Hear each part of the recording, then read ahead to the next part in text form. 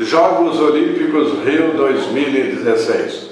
Como tantos outros jornais e telejornais já expuseram em suas manchetes e capas, a Olimpíada Rio 2016 foi basicamente um sucesso. Foram recordes quebrados, traumas superados e dores suportadas, lágrimas de alegria e outras vezes de tristeza. Tudo isso foi marcado através das conquistas de ouro, prata e bronze e aquela satisfação por ter chegado ao auge. Diante de adversários incontestáveis, o Brasil, como sendo país sede, traçou uma meta: terminar os Jogos Olímpicos em 10º lugar, que já seria um ganho expressivo. Bom, mas o quadro geral de medalhas não foi possível realizar porque o país terminou ficando em 13º lugar. Foram 7 medalhas de ouro, por sinal muito bem comemoradas, uma vibração surpreendente, 6 de prata e 6 de bronze.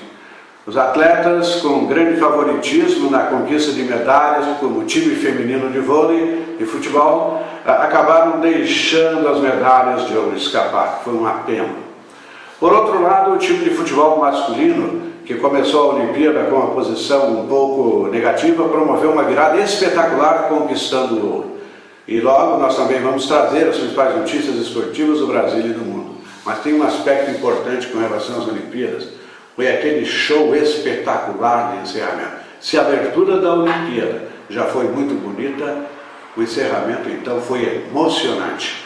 E ficou para trás aquele temor de que as Olimpíadas pudessem ter o brilho sufocado por atos de terrorismo. Felizmente, o grande aparato de segurança fez com que as Olimpíadas transcorressem dentro da mais absoluta normalidade. Vamos esperar que nas Paralimpíadas também isso aconteça.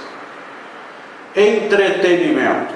Filmes que nós recomendamos que você assista: Nerve, Um Jogo Sem Regras, Águas Rasas, Ben-Hur, Quando as Luzes Se Apagam e Um Espião e Meio. Onde é que você vai ver esses filmes?